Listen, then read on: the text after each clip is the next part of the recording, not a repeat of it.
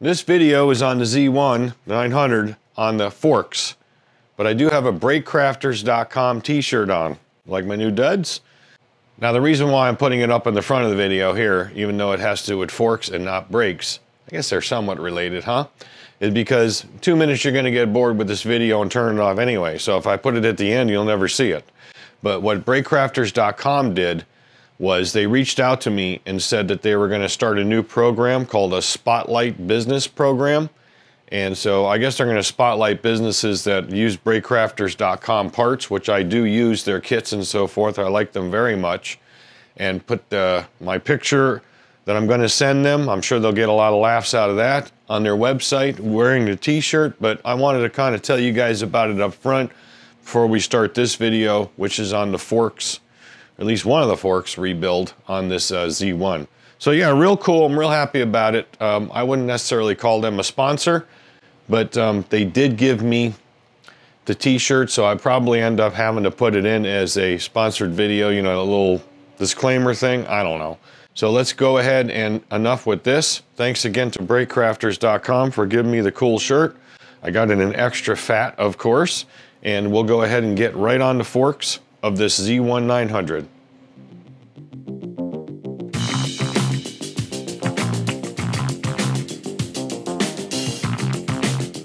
All right, folks, welcome back. This video going to be on the front forks of the 73 KZ, the 73 900 Z1. That's the reason why I have it on the center stand on the lift was when I put it up here, my intention was to jack it up, not jack it off, but jack it up and take the front end apart and get the forks off and start working on those. So again, that's what we're going to do in this video. Well, instead of jacking it, I decided to pull it. You know, it would have taken a lot of wood to get it up. And so I figured why not just pull it instead of jacking it. So that's what we did. The end result's the same. We got it up and it's coming along fine. Kind of wanted to show you this before I pull the fork. On these old bikes, there's supposed to be a gasket in here that holds this. When this is in the proper position, the top of the triple tree down to the bottom here, kind of squeezes it in. And not sure about this, the way it looks. There's supposed to be a washer up top there. I think this is too high actually. But anyway, there's supposed to be a washer. It's like a rubber washer. It's only on the bottom. And then this cap goes on the top like you see it right here. And sometimes there's like a flat wash underneath there too or something similar. But anyway, this is missing. So I have ordered that washer, that rubber, kind of like a grommet, a damper. And so we'll put that back on. But if you see it like this, that's why. Or this is not down all the way for some reason. So it may not be installed correctly. And we'll have to investigate all that. But yeah, I mean, that very well may be the case right there. Then it'll bring it down the appropriate amount to snug it up against whatever rubber piece we put in here. Because I really doubt that's in there and it's supposed to be there. Sometimes these clamp bolts, they don't usually fight you, but sometimes when they're released, the fork doesn't want to come out because they're kind of pinched in place and you may have to need to wedge them out a little bit. But sometimes this thing will just go, so you got to be prepared for that latter situation because this thing will take a dive on you and go where you don't want it to go. You don't need to take these all the way out. Just a pinch bolt. The top is 13, the bottom is 17. The more modern bikes, it's a 12, but these are 13s. There we go. See, that just comes right out, just drops. You got to watch that. It'll come flying out at you or just fall and get damaged. You know, you don't want to damage the chrome bar on it. Well, there is a rubber in there. Yeah, let me show you what came out of there. All right, so there's the rubber piece with a washer, like I said, and it fits in there. And we'll go up inside here. So that was in place the way it's supposed to be. It's supposed to be like that. And then this skinny one is just up top and doesn't have any rubber or anything. So that leads me to believe there is a problem up here, the way this thing is sitting. And I can see that space there. So we'll have to address that. It may be that when they tighten this pinch bolt up, they then tighten the main nut and it wasn't able to pull it down. What you're supposed to do is pull this down to the top of the spanner nut here and then tighten the pinch bolt. So I don't know why they did it that way, but we'll have to correct that because that ain't right. And then we'll just put a new rubber washer in behind here and just kind of clean this up. It looks pretty good. So, all right. So now I got a fork out. Let's go ahead and stop forking around on this and fork around on that. All right, the first thing I want to do is get this dust seal off. Should peel off pretty good. There it goes. Yeah. Speaking of which. That's what I hate about these. Let me show you. This is what you end up getting. So that means this steel, I guess that's the snap ring, is probably completely knackered. So we're going to have to probably replace that. And you're right next to the chrome bar here, so it's really careful. You got to kind of get in here and dig some of this out and see what's going on, because that's got to come apart. So this is indicative of the fact that it's probably all corroded down in here where the seal is located in here. So, but we got to get this out first, maybe. I'm not sure if this piston has a, this chrome bar has an actual bushing at the bottom, which would essentially act as a slide hammer to pull the seal and stuff out. I don't think it does if it's like the old 1000s and the Z1R. So what we can do is go over to the other bench now and take this cap off, pull the spring out, and then undo the cap bolt on the bottom. We should be able to pull the tube right out and get it out of the way. Then we'll work on this part. So that there's an order of operations here, and it depends on the fork. That's what I'm really trying to tell you, all right? All these are pretty much going to be included in that, but sometimes you have to take the crap off on the top here, like a snap ring or so forth, you know, that sort of thing. And there's a bushing that's larger than that on the chrome bar itself, on the piston itself. And then when you release it from the bottom and you, of course, take the guts out of the top, you can bring this up and just kind of slide hammer the crap out. But I don't think this has that. So like I said, all we really need to do is undo this and that. And then this should come out, and then we can work on that. I'm over in the soft jaws on the other bench, and we're going to go ahead and just spin this guy out. Now, this has been worked on already. You can see little marks here. I really don't like using impacts on these, but because it tends to mark them up depending on how tight they are, but it's almost impossible to do it otherwise. So make sure you use a 6-point if possible, which is what I got here. And we'll just give it a little, it might come right out, okay? Just kind of hold on to the chrome bar. Yeah, it's coming right out. That's good. So sometimes it needs a ton, sometimes it don't. So if you can get it out with minimal amount of force, that minimizes the amount of damage. And you don't want to hold this from the lower fork body, of course, when you're doing this. You got to hold it from the main one, otherwise it's going to go right down when the spring comes out, because the only thing that's keeping this extended right now is that spring tension inside the fork itself. So you just got to keep that in mind. That's why I always clamp it in the soft jaws on the chrome bar here, and then take it from there. And sometimes these are a pain in the ass to get back in when you got to compress the spring, but it's getting better because there's a lot of thread length here, so it shouldn't be too bad. All right, that's not bad at all. Yeah, so all we have to do to compress it down is go that far when we go to put it back. So that's typical. If it's not that way, then somebody's either modified it with an additional spacer. There is no space. Well, there might be a spacer. I don't know. Underneath there. No, I don't think so.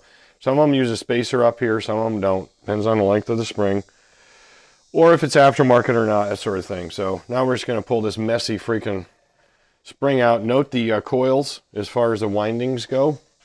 I don't know if you can see that or not, but this may be a kind of a progressive spring. You can see the top coils are nice and tight. And, oh, here we go. They're actually the opposite way. All right, so the top coils are loose and the bottom coils are tight, which is really not much of a coil at all. Just the way they're made. I don't know. So it all depends on what you got, you know. It just all depends. So we just got to remember that this goes down, but it's pretty yucky up top side here too. But anyway, again, this side goes down. And you should be able to confirm that in a service manual or parts fish if you have any question. So now what we're going to do is we're going to switch this around and put the bottom in the soft jaws, bring it up higher. It'll be easier to work on. And we're going to go ahead and get that cap bolt out of the bottom there, and then we can pull the tube out, because there's a dampener rod in there. Should be some sort of dampener rod in there, and that's what is affixed to the bottom of the lower fork there. And so that's why it can't extend any further than it is right now. Otherwise it'd come right out. There's no way, you know, you got to hold it in somehow. But you know what, I'm going to blow this out so we don't get any, yeah, you know what, let me clean that out first. I don't want to drag any of that crap in there. I flushed it with a bunch of WD-40 after picking the loose crap out and blowing it out. It's the best I can do. We'll wipe the chrome bar, the tube off here as clean as possible. So, because it's got to go down inside. It's not going to go far. I mean, it's not like it goes the entire length, but we'll drop this down inside of it like this. See? Pretty much there now. All right, now we're going to grab the top of it here and the soft jaws. Sometimes it's just easier to go right to a boss here with the other soft jaws, like the aluminum ones, which is probably what I'm going to do. It's more stable that way. And just watch you don't mar the tube itself with the corners of the jaws. But see, that won't go anywhere now. So that's how I do it usually. Just put it in the boss of the, where the brake caliper goes. Now this is an 8mm cap bolt. And you can tell that because an 8mm tool fits it. But they're different sizes. I've seen them different sizes. I don't think I've seen them any bigger, but I have seen them smaller, said the wife. All right, this is where it's going to get a little tricky because the damper rod's probably going to spin. Sometimes it does, sometimes it doesn't when you take it out. That's why I like to use an impact, because I can usually zip it out, because these are usually Loctited in place with a non-permanent locked thread, a thread locker for help to seal it, you know, seal the cap bolt. So what I failed to do before was I need to look down inside here and see if we can do it together, and we'll see what kind of top to that damper rod is in there that we can hold with a special tool. I have a bunch of these special tools that I've made. Bound to have one that's going to fit. Now the Z1R had a really weird one that takes like a taper. I'll show you that tool here, but it may not need it for this particular application. But that's one thing I really need to do. So let's take a look at that. Here's what it looks like with the borescope down in there, okay? That's the top of that damper rod. I've never seen one like that before. Kawasaki does mention a special tool for it, and I can't see how it would work. It looks almost like it's a little chewed up in there from maybe somebody being in there before. But, you know, this is what we're going to do, and this is what I normally do. I'm only doing this stuff to show you guys as I'm doing a video here, but we're just going to hit it with the impact and see if it comes out. And if it does, we can take a look at it once it's disassembled and then decide what the hell we need to do to torque it back up. There may not be anything we need. I don't know, but it does show a special tool in the service manual. What you can do also, and what I'll show you here, normally I don't even bother, but what we're going to do is we're going to extend this back out, and we're going to put the spring back in and then put the cap back on, so it puts pressure on that, and it'll help hold that in place. Normally I don't even bother unless it spins. It doesn't want to come out, you know, just by an impact. But again, I'm trying to do a video that's mostly all-inclusive of the options that you have and the situations you might run into. So that's something you can think about if you don't have any special tool. Normally I have a special tool for it. I might. I'm not really sure what it takes. But you reverse your order of operations. Instead of taking this off first, you undo that cap bolt first with the spring tension on it and then go the other way. So it really shouldn't pop up, but it'll come out if you grabbed it by the top and then just kind of carry it around. The whole bottom would fall out, all right? Let me just do that real quick. All right, so I got that back in like I just said. So like I said, normally I probably wouldn't even bother. You know, I would just hit it with the impact to see if it comes out. And if it doesn't, then we try this. But this is something you can try right off the bat. And it does. See, it just comes right out anyway. But we do have spring tension on it. And I already drained most of the oil out by pumping it out. So again, you know, I don't mean to overcomplicate this, but I'm just kind of trying to show you the different options. So here's your cap bolt. And so, but it's an M8 cap bolt. It's in good shape. There's going to be a copper crush washer. It's probably stuck up in there still, okay? So now what we can do is go back to where we were at. Go ahead and take that back out, and then we'll pull the tube out. I think it'll come straight out. Yeah, it does. It doesn't have a bushing down the bottom. So here's where that bushing normally would be, down in here. So it just comes straight out. That's the bottom of the damper rod. This little cap will come off, so sometimes it's left inside there, inside the lower. So I'm going to pull this out, and usually there's a spring in there as well. Let's take a look at what that is, because you're going to need something to hold it most likely when we torque it back up. But again, sometimes you don't. Sometimes you can torque that cap bolt up without any problem at all with no special tools whatsoever. So it all depends. All right, I got the cap off. It was a little resistant, but we took her off. You're going to need to do that to shove this up through, okay? Pretty much all of them are the same way, not some of them, but you got to do that. So essentially, well, when I put it back together, I'll show you what I mean. But all right, so here's the naked fork tube. We'll set this aside in a safe place so it doesn't get damaged. All right, so here's the top of it that I was talking about. Let me wipe it off a little bit. All right, it has, let me zoom up for you a little bit. It has some flats on it. See the two flats? So that's what the special tool is. It's actually a socket or some sort of a, socket. Again, some sort of tool that goes over it instead of in it. I'm glad I didn't shove a tool inside there, possibly damage it. Come on, focus, damn it. But yeah, so it takes a flat. I'm gonna have to make something to hold that if we need it at all, but I'm gonna go ahead and do that anyway so I can definitely hold it. And it's very lightweight, assuming it's all aluminum. Almost feels like plastic, but it's not. So yeah, I've never seen one like that, but you definitely have a flat here that a special tool can grab, so we're just going to have to make something. The rest of this is pretty straightforward. This is a flat washer, and it's being held in by a retaining ring, like a spring clip. You see it right there, the edge of it? So that's the little edge you got to capture. I'm just going to use a pick tool off camera, and I'm going to dig this out, put a little bit of PB Blaster on it to help me out. You got to be real careful with this upper edge, though. You can break it, you can damage it.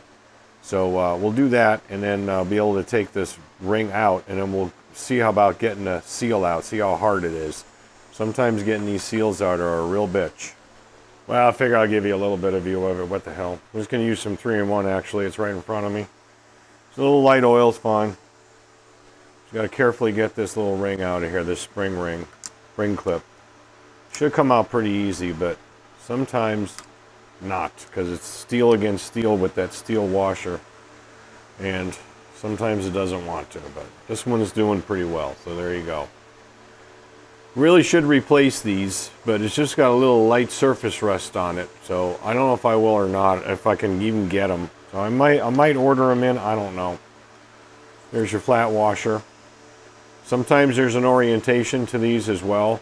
Usually when you have a washer that's got like a sharp edge on the outside, it'll go against the shoulder in which it's putting directional pressure on, but in this case it's not the case on it. Ugh, this is an absolute disaster. This is where you got to be really careful. I'm gonna have to dig this crap out of here, make it easier for the seal to come out, otherwise this crap that's up here in this groove is going to be giving us a problem. It's like rust mud. Muddy rust.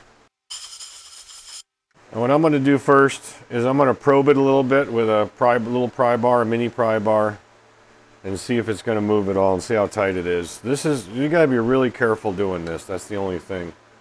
Because you can easily damage the aluminum in here.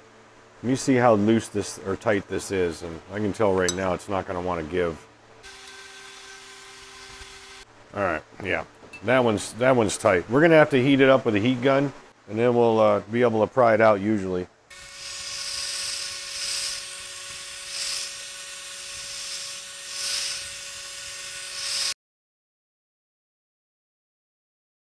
Pipe dream, noun. An unattainable or fanciful hope or plan. Hey genius, good luck getting that seal out.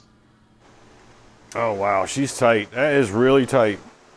This is not atypical, and you gotta kind of keep it away from the inside wall there. Don't want to scratch the wall, the lower tube, but.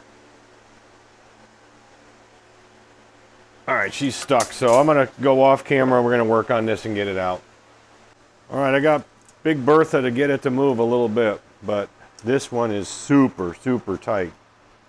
So again, I'm trying to keep the end of the blade of the screwdriver away from the edge of the aluminum. Just capture the seal itself. Starting to move. There it goes, there it goes. Got it. Hey genius, you got lucky on that one. Yep.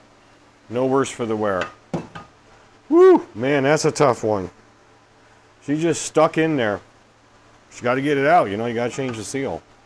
And here's the reason why, is the outside of the seal has got metal on it. There's our inside right there, which needs to be cleaned out a lot. So this is the bottom edge where the seal sits. And so it's just stuck in there. But I got it really hot with the heat gun over there. And just got to work at it. Put a little lube on it and just keep working at it. Go around, you know, you got to attack it from different angles, which is why it's on this side of the vise now, so I could pry that way. All right, everything's cleaned up. It's basically time for reassembly and putting fluid in and getting this thing back in service. So let's take a look at that dampener piston and that special tool we're going to need up here. So what I ended up doing was I just measured across the flats, and the flats are 12 mil, and so I ended up just making a tool for it. So let's talk about the damper rod. It's really a kind of a piston. There's a damper piston right there. And we need a special tool for this. So I ended up making one. I just took a piece of junk laying around, a fitting of some sort, and I measured the flats across here. The flats across here are 12 mil. So I don't really know what this is. I don't really care. I just cared about the flats. So I drilled it out to 12 mil in the lathe, and then just brought it over here to the mill, and then just took a 12 mil end mill and just went in there and started wallering her out. So this thing fits pretty nice right over top of there. All right, so that'll capture those flats. So essentially making almost an oval, it'll do that. All right. And then what I did was I turned down part of this and turned down a little bit of the socket. It's this junk 9 mil socket I had laying around. That's why I keep these junk sockets laying around to make tools out of. And just welded it together. So there's your special tool. Well, it goes that way actually. So when we put it back together, we'll use this. But it's pretty simple to make these. It took me about 20 minutes to make this. Maybe 25 because I had, you know, moving the camera around, taking some B-roll clips. But it really doesn't take long at all, you know, to do something like this when you got the right tools. And if you didn't have the right tools, what I would do is I'd find something that you could drill out for this dimension here, which I'm assuming is probably like 13 mil or something, and then just find something and squish it.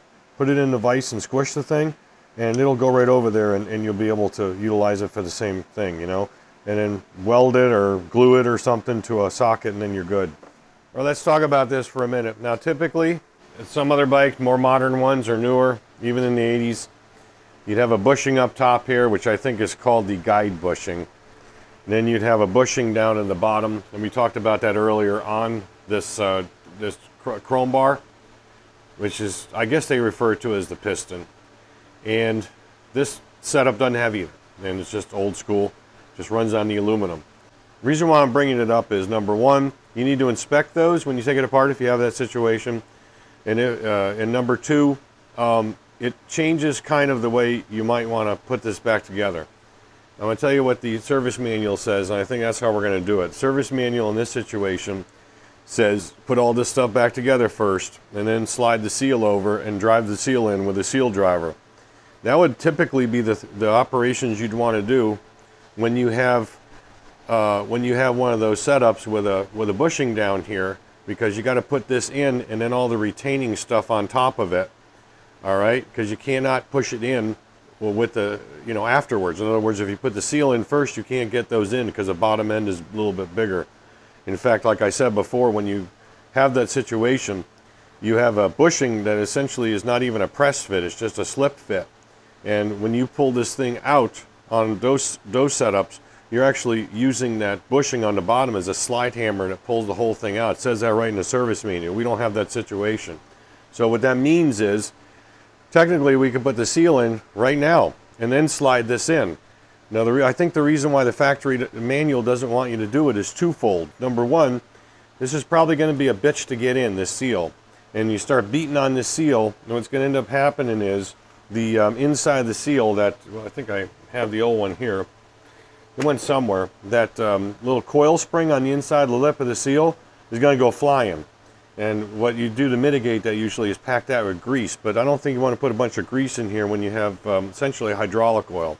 So that's one of the reasons you do that. Number two, if you put the seal in first, the seal is kind of cupped upwards.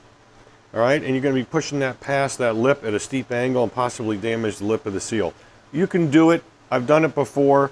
But in this case, what I'm going to do is I'm going to reassemble this like the service manual shows. It's only one picture, but it shows that this chrome bar is in, this piston or whatever you want to call it, the upper is in, and then they're using a special tool, which I have a couple of different ones, to drive that seal in. I think that's what we're going to do.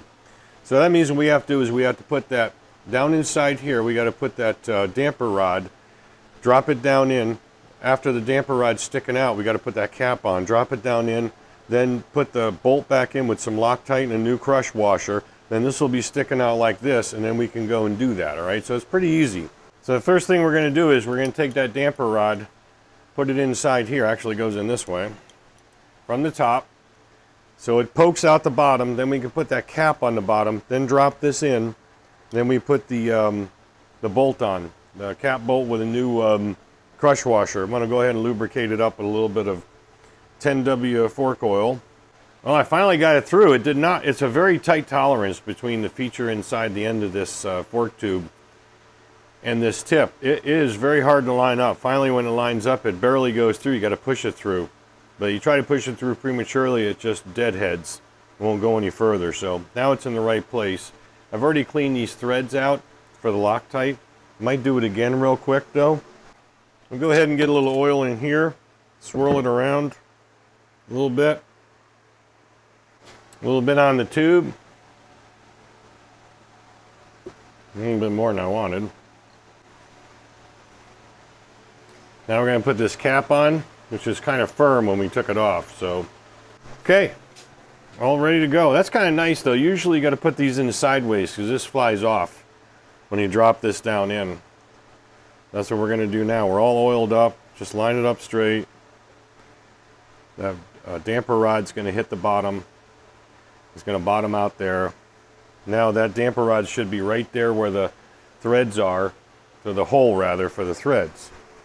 All we do now is take our 8mm tool. I got a new, well, it's sort of a new, I'm very low on these 8mm jobs.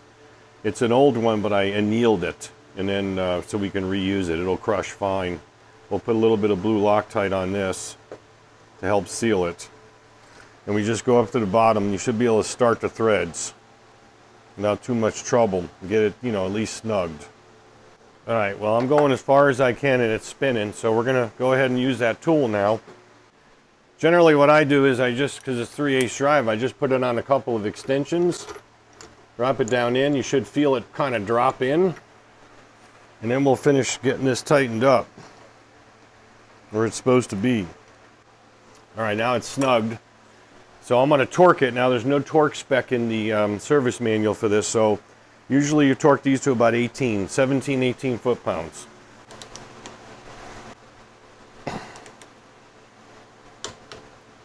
There we go. So that's done. We're good there. All right. We'll take our this tool worked really well. Held that perfectly. So I'm real happy with that. Now I got another special tool in my arsenal of tools. All right. So here's the new seal. Right, y'all. I'm gonna put a little bit of oil around the outside edge to help us out get it in, because the last one of these old school jobs I did, these were super hard to drive in. This is an aftermarket seal. I hope it's not. But what we're going to do is very carefully slip it over the top here. Actually, you know what? That's kind of a sharp edge. Let's put a piece of tape across that. I don't know if you can see that or not. I'm kind of pointed down here, but you get the idea. So what I was doing here is I just took some tape and put it across the top edge here. I know you couldn't see that. I'm sorry. You know, that way the tape is there and it gives a little bridge to allow the seal to go over. So just degrease it and just put a piece of tape around it like that. That's all I did. All right. Now we get that out of the way. This is where it gets interesting. Sometimes there are stuff that go under the seal, but in this case it doesn't. You just have the seal that goes all the way down. This one might actually go pretty well. I don't know. Then you have the washer and the clip on top of it. You can confirm that by looking in your exploded view on your parts fish or something, but that's pretty much what I'm pretty sure is the case, because I don't remember anything else coming out, but I will double check just for the hell of it. No, the exploded view in the parts manual, or the manual I should say, the exploded view says that I'm right. Nothing else underneath there, so I'm going to have to drive it in. Now I have a couple of options for this, and you know what's really worked almost the best for me over the years? A freaking piece of, I think it's just 3-inch PVC plastic, tapered down on the end. Make sure it's clean, no grit or nothing. Then you just go up here, and again, you're not going to be able to see it. Let me back you off a little bit. You just kind of put this in here, and it sticks up above it here. Then you can tap, tap, tap, seal it. I'm going to try that one to start with, because, you know, it's simple, it's easy, and it works. So we just kind of start tapping it in. Sometimes this is just all you need. It always works for me.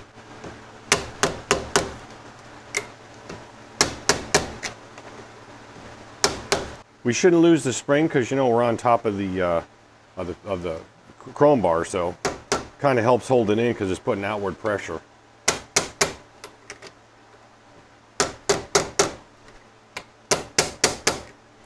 Pretty good. Now, the other thing you can do is I made one.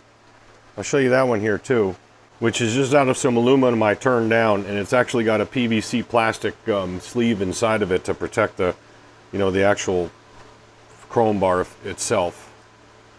And you clean that out real good for the same reason. Then you can slide this guy over. This happens to be the right size for this fork tube. And you do the same thing, just kind of whack it around. We just did a dead blow.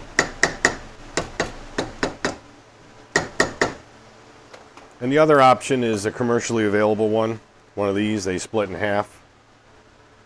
They come in different sizes. I don't remember what size this is exactly. I'm not sure if it's the right, no, it's not the right size, but this comes with some adapters that reach down past the lip here so you can actually get it in. But I tell you what, this thing has never failed me, this fork driver. I mean, it works great.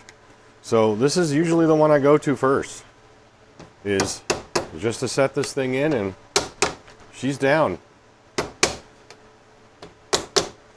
So we got lucky on this one. It went in pretty easy. Now you can just check it. Make sure it's not binding. It feels good. And it feels really good, nice and smooth. And you know, this thing will bottom out right now, but it won't when there's a spring in there. But when it extends, it goes up against that spring that's on that damper rod, which is what you're feeling when you pull it up, and it kind of gives a little bit, all right? For right now, we're going to leave it down like that because we got to put the rest of the shit in. All right, well, I'm going to reuse these steel parts in there. They're not that bad. They're a little pitted, but I've had worse, and they work fine. So I'm gonna, you know, it's not perfect, but it's gonna work fine. That's the thing. Is it gonna work? That's fine. What I'm gonna do to keep these things from corroding any further is I'm gonna slather them up with some silicone grease, help protect them. All right, put this guy in first on top of the seal, and then do the same thing on our spring clip and get that in place. You can always tell whether it's going to work or not, as if you can see the groove. If the seal is not down far enough, then what's going to happen is the groove will not be deep. It won't be deep enough to allow both the washer and that snap ring to get back in. So in this case, it's fine. And let me tell you something, it's not going to move. All right, it's just not going to move. That's really just a backup. Right? It's just not going to move. But that's that. It'll be fine. Trust me. I've done a million of these freaking uprights. Never had a problem with one. Never even had one fail. All right, so the next thing we got to do is add oil to it, and then put the spring in, put the cap on, and we're done. So as far as oil adding goes, we need to stretch it out to do that. So let me set it back up on the soft jaws, then we'll put some oil in it, measure the height of the oil from the top of the tube here, from the top of the tube down, and then we'll be done with it. The amount is 169 mLs, and the distance from the top of the tube is 17 and 15/16, or just about 18 inches. So we're going to basically run this up to about just under 200 mLs, because this graduation is just not that finite. Close enough. We're going to go ahead and dump this in, and then we're going to pump it. And yes, I do realize I have not put the dust seal on. I'm going to do that last. There's no reason why you can't do that at last. I don't really obsess over crap like that because you can just slip it over anytime, put it in. Now before you measure it, you got to pump it. So that's what you got to do with that. So I'm going to go over here and just pump it up. Some service manuals will actually tell you how many pumps to do. This one doesn't even say to pump it. It has very little information, but you got to get the air out of it before you measure it. So let's go measure it. It's going to be very hard to show you this. And I can't use that scale anyway. I can't find my thin scale right now, so I'm going to have to come up with something. You ever have one of those days you can't find anything? I have a narrow tape measure that actually has metric on it as well, which would be perfect for this, and I cannot find it anywhere. I've just wasted a half an hour looking for it, so it's gone. I don't know what happened to it. I just used it not too long ago. I've checked my truck, I've checked everything, I can't find it. So what I'm going to do is use this. I marked it from the very tip of it, which will just break the surface of the fluid down in there. You see that when you do this, to this edge right there of that piece of tape, and that's the dimension. Close enough. This is actually a little high. Usually it's low when you have to add it. So let me drain a little bit off and then we'll do it again. I'll try to show you this, but it's really hard. You only need a little bit of a change for this thing to change a lot on your measurement. Okay, now we're skosh low. This is all you got to do is just keep playing with it until you get the right height. I have rarely ever seen the volume match up to the height. So when you put a volume in here, it rarely ever matches up to it. Almost. Skosh more. Like I said, it only take a couple of, maybe 1 or 2 mLs to make a big change when you're close. Being that I'm an anal retentive person, I want to get it exact. There we go, right there. So what you can do is you can see it break the surface. I don't think I'm going to be able to show you that, but I don't know, maybe I can with the borescope. That would be kind of fun to try at least, huh?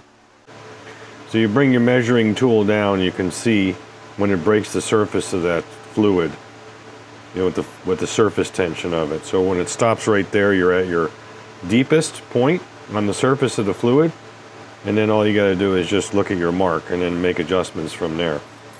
From there, it's pretty simple. Drop the spring in, put the cap in or on, then slide the we'll slide the dust seal over at that point. I got it in the right orientation, and then I've already cleaned that somewhat. As far as you know, I have a little bit of oil on this O-ring. I've never ever had to change these O-rings on any forks. They last like for freaking ever. And just get her started. Nothing to it. Do not start it like this. I'm gonna see how that's feeling. Yeah, that's about right. It's just hitting the seal now, or the O-ring rather. Now, as far as torque on this goes, I have no idea what it is. And I don't know. But all I ever do is just do a little ug-a-dug like this. And that's it. It's done. Alright, then put it on a piece of wood because you got those studs sticking out. Let's give it a work. Feels good. You can feel it dampening. And it's not binding. Now, it's not unusual for you to get some oil coming out of here because of the oil that's on the top of the seal from just the installation procedure. So don't freak out if you get a little bit after you ride the bike for a while. You can always pop the dust seal off, wipe it out, put it back on. It's really easy to do, and then you're golden. Well, folks, it looks like I'm through forking around. Haha. This wraps this one up. Off camera I did the other fork, so it's all ready to go back together. Hope you enjoyed this video. I hope you got something out of it. This was not only an entertainment video, or for entertainment purposes rather, but you know, for instruction and kind of recommendations on doing these upright old school forks. A lot different than, of course, the inverteds of today, but these are actually pretty simple. All right. So again, I hope you got something out of it and hope you liked it. If you did, please do me a favor, like, share, subscribe, ring the bell. Doesn't cost you a cent, helps me out immensely. I do again thank Brake Crafters for this really cool shirt. and maybe you'll be seeing it on future videos. So with that, as I always say, don't just repair, restore. Thanks for watching, and we'll catch you on the next video.